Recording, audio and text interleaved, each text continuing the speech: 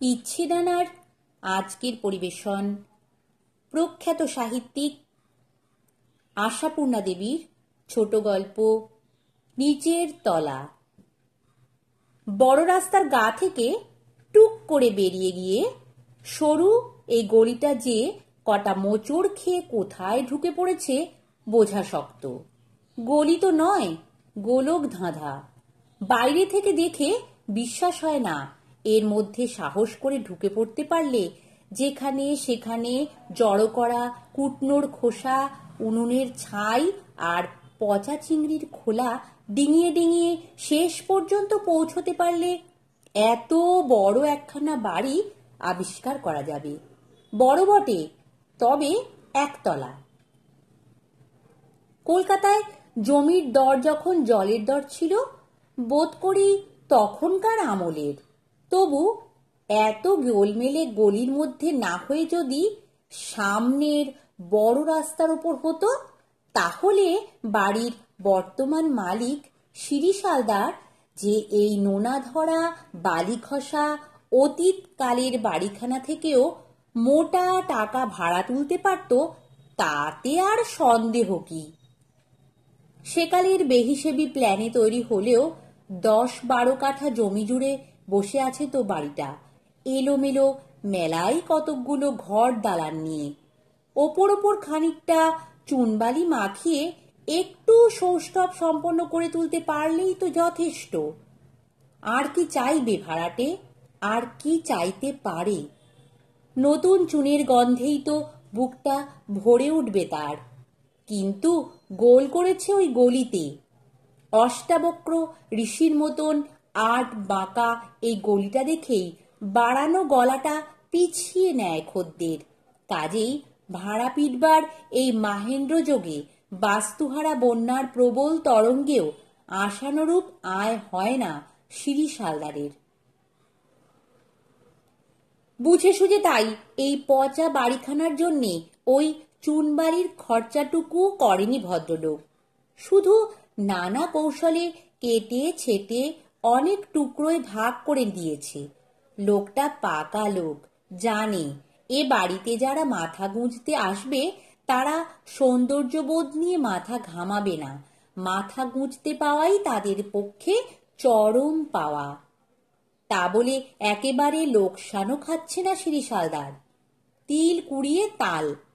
ঘর তো দূরের কথা, সিঁড়ির তলাটুকুও কি আর খালি পড়ে আছে? তা নেই। মানুষের ভিড়ে ঠেসাঠেসি। ঝড়ের মুখে শুকনো কুটোর মতো এক ঠাঁই এসে জমা হয়েছে এক রাশ শুকনো মানুষ। এখানে যারা বাস করছে তারা কেউ কারোর স্বজাতি না হলেও সমগোত্র। এই তথ্যটুকু কে যে কেমন করে জেনে ফেলেছে সেইটাই আশ্চর্য। অথচ ঠিক এসে এসে জুটে যে যার খোপে দিব্যি খাপ খাইয়ে নিয়ে বসে গেছে। ভাগ্যদেবীর অকৃতি সন্তানের দল এরা। কম্পোজিটার নিতাই চরণ, দৈনিক কাগজের হকার নগেন, কাপড় কাচা সাবানের ক্যানভাসার অমূল্য, কবিরেজি দাওয়াইখানার খিদমতগার বসন্ত, এরা সব আছে বউ ছেলে মা বোন নিয়ে। শুধু মায় বেটায় থাকে ইন্দু আর ইন্দুর মা, আর থাকে বিধবা 2 মেয়ে নিয়ে ননি গয়ালিনী। এছাড়া ঘর সংসারহীন লক্ষ্মী ছাড়াও গোটা কতক ঢুকে পড়েছে এসে। তারা সারাদিন বাইরে বাইরে ঘুরে যেখানে সেখানে খায় আর রাত্রে বাসায় ফিরে ছেঁড়া মাদুর বিছিয়ে শুয়ে পড়ে। দাঁত খিচুনো দেওয়াল, খাপড়ি ওঠা মেঝে, দম আটকে আসা ঘর। তবু কারুর অসহ্য নেই, বরং মনে বেশ একটা গৌরব আছে। বস্তিতে থাকতে হচ্ছে না, দস্তুর মতো পাকা বাড়ি। আত্মীয় স্বজনের কাছে বাসার ঠিকানা দিতে মাথা হেট হয় না। আশেপাশে কতকগুলো জঘন্য চরিত্র নরনারীর কুৎসিত জীবনযাত্রার নিরুপায় দর্শক হয়ে থাকতে হয় না। ভদ্র পরিচয়ের সম্ভ্রম বজায় থাকে। তা বলে কি আর রোজ দুবেলা কলতলার অধিকার নিয়ে মেয়েদের মধ্যে বচসা হয় না? না যখন তখন ছোট ছেলেপুলের ঝগড়ার ছুতোয় বড়দের মধ্যে প্রায় হাতাহাতি হয়ে যায় না? হামেশাই হয়। একের সঙ্গে অপরের মুখ দেখা দেখি বন্ধ হয়ে যায় তখন। এপাশের পড়শির নিন্দে চলে ওপাশের পড়শির ঘরে গিয়ে, শুনিয়ে শুনিয়ে ঠেস দিয়ে কথা চলে। আবার হঠাৎ কোনোদিন হয়তো কারুর ছেলের ভারী অসুখে কি কারুর ঘরের সত্যনারায়ণের সিন্নিতে সবাই এসে জড়ো হয় এক জায়গায়। অজান্তে কখন বন্ধ কথার কপাট খুলে পড়ে যায়, চির খাওয়া বন্ধুত্ব জোড়া লাগে। এমনি চলে যাচ্ছিল। হঠাৎ একদিন এ বাড়ির আবহাওয়ায় আলোড়ন উঠল আর এক নতুন খদ্দেরের আবির্ভাবে। কোথাও কিছু না, একদিন বাড়িওয়ালা শিরিশালদার গদগদ ভঙ্গিতে একটি ভদ্রলোক আর একটি ভদ্রমহিলাকে সঙ্গে নিয়ে গট গট করে এদের দালান মারিয়ে সোজা উঠে গেলেন ছাদে, এবং বেশ কিছুক্ষণ পরে তেমনি দর্পিত ভঙ্গিতে সোজা নেমে গেলেন, নিচের তলার ভাড়াটেদের দিকে দিকপাত মাত্র না করে। এরা মুখ চাওয়াচাই ভেতর দিয়ে প্রশ্নের ইশারা করে, ব্যাপার কি?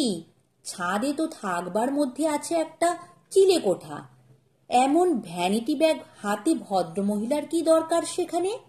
তাই তো, অবশ্যই বেশি ভাবতে হয় না, অন্ধকার রাতটাই শুধু অন্ধকারে থাকতে হয়, সকালবেলায় পরিষ্কার হয়ে যায়, ঘর উঠবে দোতলার ছাদে।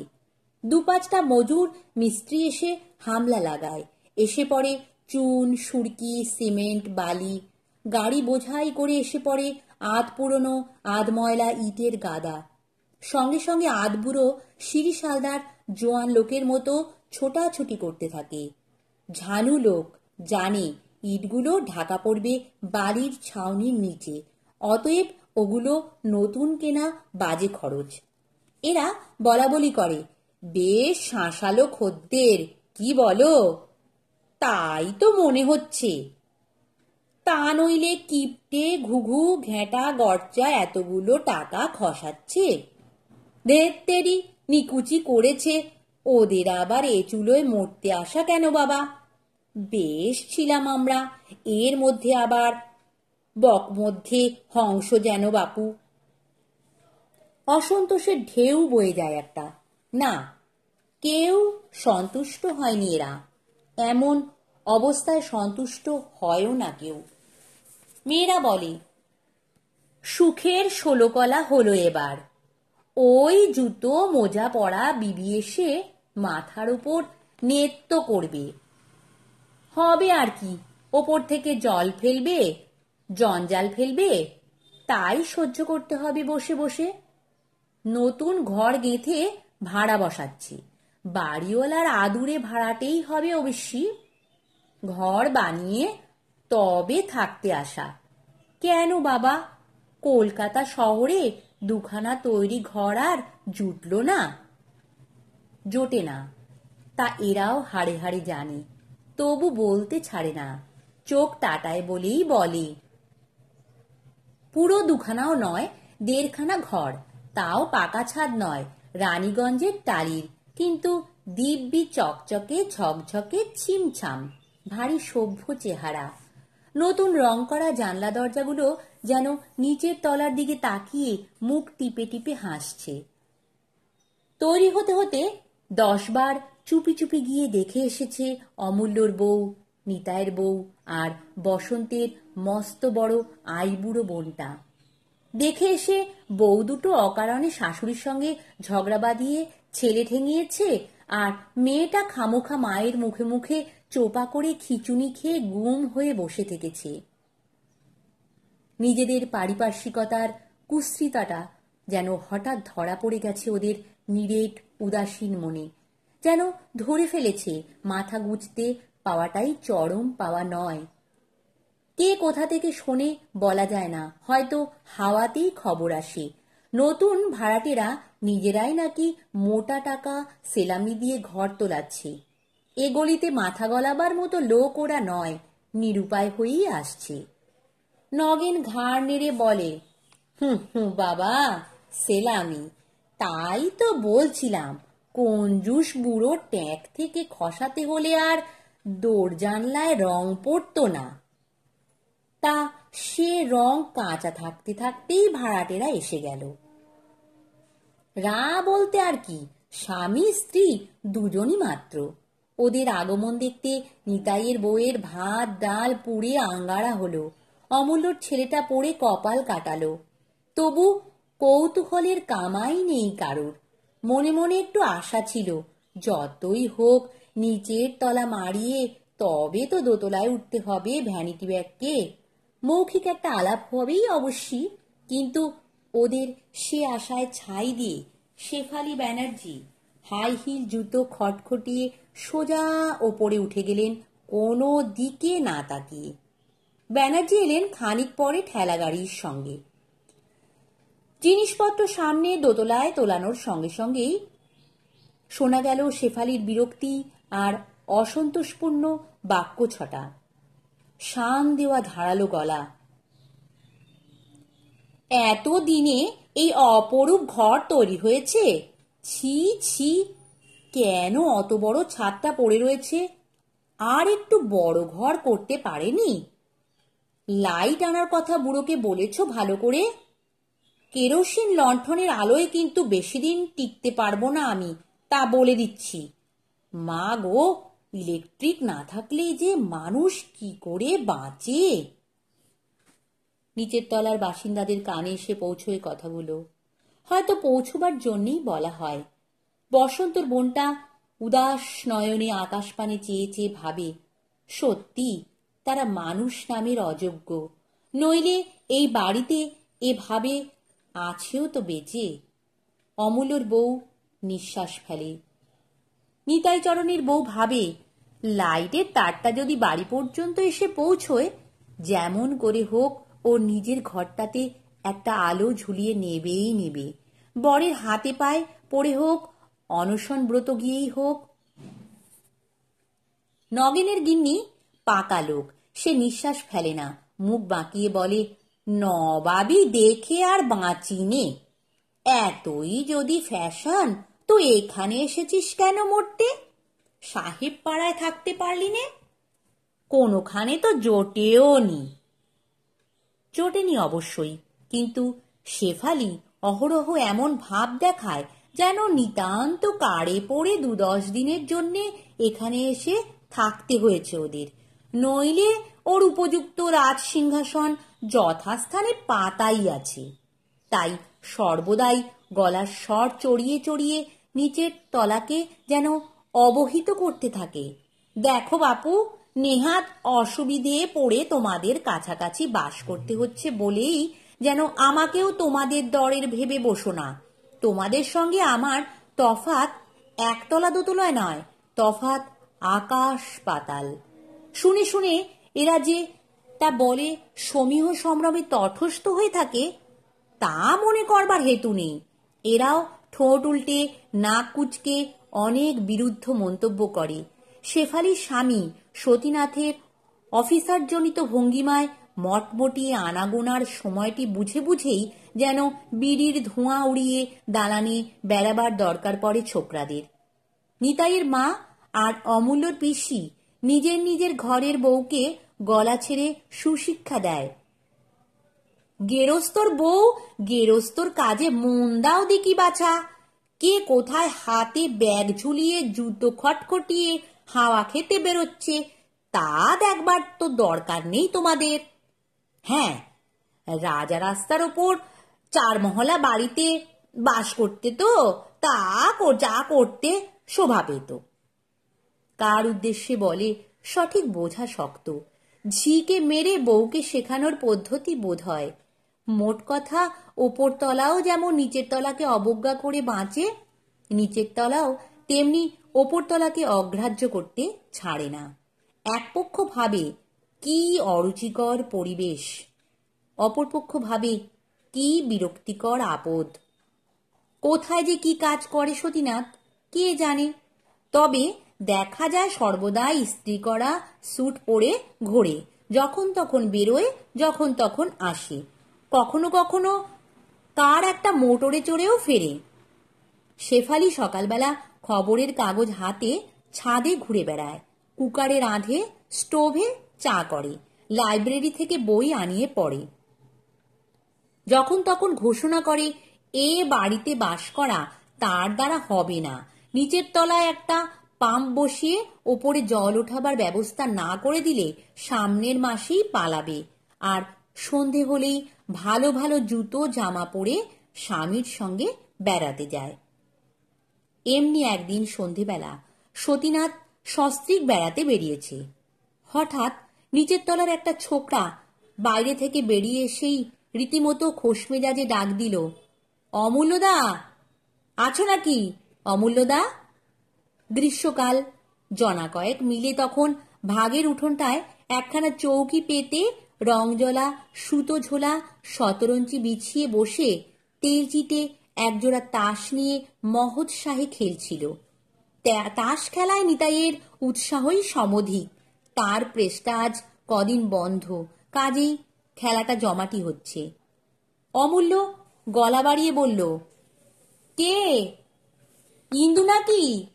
কি খবর? ইন্দু ততক্ষণে সামনে এসে পড়েছে। প্রায় এক পাক নেচে নিয়ে তুড়ি মেরে বললে, দাদারে, সাবানের ফানুস হুস, রবারের বেলুন ফট।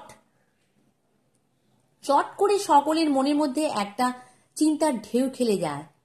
আর কিছু নয়, ওই ওপরতলা। সত্যি বলতে ইদানিং এদের আড্ডা আলোচনার প্রধান বিষয়বস্তু হচ্ছে শেফালিরা।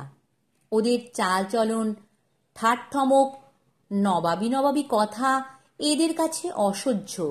অতএব সমালোচনার ধারাটা যে সাত্ত্বিক ভাবাপন্ন হয় না তা বলাই বাহুল্য। একা অমূল্য নয়, প্রায় সকলেই সমস্বরে বলে ওঠে, কি হে, ব্যাপার কি? ভারী ফুর্তি দেখছি যে। ইন্দু এবার কপাল চাপড়ে কপট গাম্ভীর্যের সঙ্গে বলে, চুপ চুপ, পাওনাদার দৌড় চেপে বসে আছে। পাওনাদার? তাহলে চিন্তার মোড় ঘুরে যায়। সে আবার কার জন্যে? সময় অসময় প্রত্যেকেই পরস্পরের কাছে টাকাটা সিকিটা ধার করে বটে, কিন্তু বাইরের পাওনাদার কে জানে বাবা? কে তার ভেতরের কথার খবর রাখে? নগেন ধমকে বলে, খুঁজছে কাকে তাই বল না, টিপে টিপে ছাড়ছিস কেন? বড় আনন্দ হচ্ছে দাদা। সকলই তোমার ইচ্ছা, ইচ্ছাময়ী তারা তুমি। একজন লোক এসে হুমকি দিয়ে বলেছে, বাবুকে দেখে লিবে। আমাদের ব্যানার্জি সাহেবের কথা কইছি রে দাদা, বুঝছো না কেন?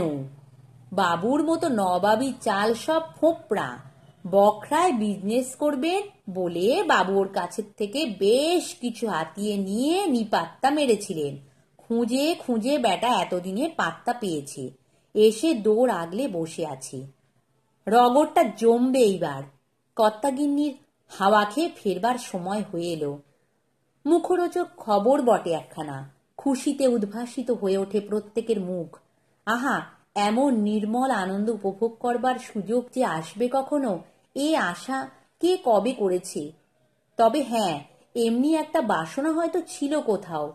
মুখ দেখে তো তাই মনে হচ্ছে। আকাঙ্ক্ষিত বাসনা পূরণের অনাবিল আনন্দের আভাস। তাসের আসর ভেঙে যায়। ঠিক হয়েছে, এইবারে লপচপানি বেরোবে বাবুর।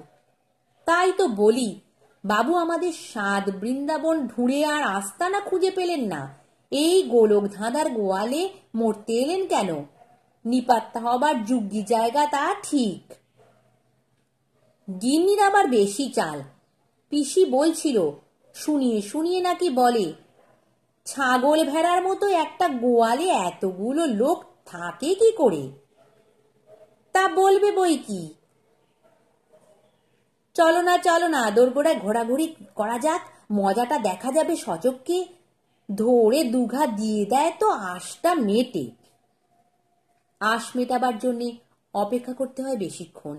ওরা বাড়ির বাইরে এসেই দেখে আসামি যুগল হাজির।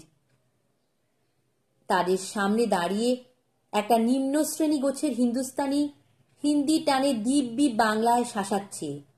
হয় টাকা না হয় প্রাণ, একটা কিছু তার হাতে না দিয়ে আজ আর ছাড়ার নেই বাবুর। গলির দ্বিতীয় কোণটাতে অবস্থিত রাস্তার আলোটা যেটুকু আলোর আভাস দিচ্ছে তাতে শেফালি আর সতীনাথের মুখ দুখানা মরার মতো ফ্যাকাশে দেখাচ্ছে, রীতিমতো ভয়ার্ত ভাব। উকি ঝুঁকি মারতে মারতে সকলেই প্রায় আশেপাশে এসে দাঁড়ায়। হঠাৎ এতগুলো মুখ দেখেই বোধ করি সতীনাথ অকুলে কুল পাওয়ার ভঙ্গিতে কাতর আর্তনাদ করে ওঠে, দাদা, একে সরিয়ে নিয়ে যান, রাস্তার ধারে অপমান করছে, বলছে গায়ের গয়না খুলে নেবে। অপমান দেখে খুশি হবারই তো কথা, কিন্তু কই? বাখারির মতো হাত পা হাড় জিরজিরে ইন্দু হঠাৎ এগিয়ে গিয়ে তেড়ে ওঠে, বটে, যত বড় মুখ নয় তত বড় কথা, ক্যা বলতা হ্যায়? লোকটা একটা বিশ্রী হাসি হেসে উত্তর দেয়, আপনাকে কিছু বলছি না বাপু, আপনার সাথে আমার কিছু না আছে। সতীনাথ বাবু আমার দোস্ত লোক, ওর সাথে দুটা পিয়ারের কথা হচ্ছে। শটটা কর্কশ, ভঙ্গিটা কদর্য। সকলের থেকে বয়সে বড় নগেন এগিয়ে এসে ভরাট ভরসার সুরে বলে ওঠে, যান মালক্ষী, ভেতরে যান, দেখি ব্যাটার কত সাধ্যি যে আটকায়। মেয়ে ছেলেকে অপমান করলে মাথা নিয়ে ফিরতে হবে না ওকে? স্বামীকে আততায়ীর হাতে ছেড়ে দিয়ে চলে যেতে নারাজ শেফালি কাঁদো কাঁদো গলায় বলেন, একে বাঁচান, বলছে খুন করে ফেলবে। লোকটা আবার একটু কটু কুৎসিত হাসির সঙ্গে বোধ করি নগেনের নকল করেই বলে, কেন খুন করবে মা লক্ষ্মী? সতীনাথ বাবু আমার দোস্ত লোক, খুন করলে আমার তো বহু দুঃখ লাগবে। আপনি মেহরবানি করে গহনাগুলি নিকলে দিলে আচ্ছা হয়। কি কি বলবি? কি বললি বদমাইশ? লাঠির মুখে তেড়ে এগিয়ে আসে স্বাস্থ্যহীন দারিদ্র্যজীর্ণ নিরস্ত্র কটি লোক। রাষ্ট্রভাষার ধার কেউ ধারে না, কেয়া বলতা হ্যায় পর্যন্তই দৌড়, তবু বলতে ছাড়ে না। বেপরোয়া ভাষা বলে যায়, কি ভাবতা হ্যায় তুম, কুচি কুচি करके काटेगा तुमको, समझता है? तुमको माफी ढेर बदमाश देखता है हम, बुझेगा? বেশি ট্যাঁ ফো করেগা তো মারকে মারকে একদম হালুয়া বানায় ছাড়েগা তুমকো। হঠাৎ এতগুলো ভুঁইফোড় লোক সতীনাথকে বুক দিয়ে আগলাতে আসবে এ আন্দাজ নিশ্চয়ই ছিল না লোকটার। তাই কি ভেবে কে জানে বহুত আচ্ছা বলে বাগানো লাঠিটা শিথিল করে বিদ্রুপাত্মক ভঙ্গিতে একটা আভূমি প্রণাম করে। সতীনাথ ক্ষীণ অনুনয় স্বরে বলে, পাওনা তোমার মারা যাবে না ভাই, বিশ্বাস করো। চলেই বোধহয় যাচ্ছিল লোকটা। সতীনাথের কথায় ঘুরে দাঁড়িয়ে ভয়ঙ্কর ধরনের হিংস্র একটা হাসির সঙ্গে যা বলে যায় তার সারমর্ম এই, তোমাকে বারবার বিশ্বাস করে ঠকবে এত বড় আহাম্মক সে নয়, টাকার পরোয়া করে না সে, জুয়াচোর বদমাইশের জানটাই তার প্রয়োজন। কুখ্যাত একটা পল্লীর বিশেষ একটা বস্তির নাম উল্লেখ করে জানিয়ে যায় সেখানের সমস্ত গুন্ডা সমাজ তার হাতে। অতএব লোকটা চলে যেতেই দুই হাত দিয়ে নগেনের হাতখানা চেপে ধরে সতীনাথ, ডুকরে ওঠে, কি হবে দাদা যদি গুন্ডার দল নিয়ে ঘুরে আসে? বুকের ভিতরে হাতুড়ির ঘা কার না পড়ছে, তবু সাহসে ভর করে অমূল্য বলে, খেপেছেন দাদা, চোটের মাথায় তড়পে গেল, কিচ্ছু করবে না। না ভাই, জানো না তুমি, বড় সর্বনেশে লোক ও। নিতাই, বসন্ত, ইন্দু নিজের নিজের অভিমত প্রকাশ করে। বাঙালির ছেলে হয়ে ও ব্যাটার খপ্পরে যাওয়াই ভুল হয়েছে সতীনাথের। ভুল তো হয়েছে, কিন্তু এখন কি হয় আমার জন্য ভাবি না। সুপ্ত পৌরুষের ঘুম ভাঙিয়ে সতীনাথ ঘোষণা করে, ভাবনা শুধু এর জন্যে, যদি গুন্ডা টুন্ডা এনে বাড়ি চড়াও হয়ে অপমান করতে আসে, এলেই হলো, এসে দেখুক একবার, আমরাও বাবা দর্জি পাড়ার ছেলে। কাঠির খাঁচার মতো বুকের উপর থাবড়া মেরে বীরত্ব প্রকাশ করে ইন্দু, নিতাই চরণ। ততক্ষণে নগেন গিন্নি এসে ভয়ার্ত কম্পিত কলেবর শেফালির হাত ধরে নিয়ে গিয়ে ঘরে বসিয়েছে। বসন্তর বোনটা কোথা থেকে একটা ভাঙা পাখা জোগাড় করে জোরে জোরে বাতাসও করছে। খানিকক্ষণ পর্যন্ত নিচের তলাতেই কাটে। বোধ করি বুকের অবস্থাটা স্বাভাবিক হতে সময় লাগে। অনেক রাত্রে দোতলার সিঁড়িতে পা দিয়ে সতীনাথ ঘুরে দাঁড়িয়ে বলে, যাচ্ছি তো, ঘুম আর এসেছে। ব্যাটা যেরকম শাসিয়ে গেল, জানি না রাত্রিরে কি আছে কপালে। হাঁ হাঁ করে ওঠেরা। কিছু ভাববেন না দাদা, কিচ্ছু ভাববেন না, নিশ্চিন্তে হয়ে ঘুমোতে যান। নিচের তলায় আমরা রইলাম জেগে, পালা করে পাহারা দেব।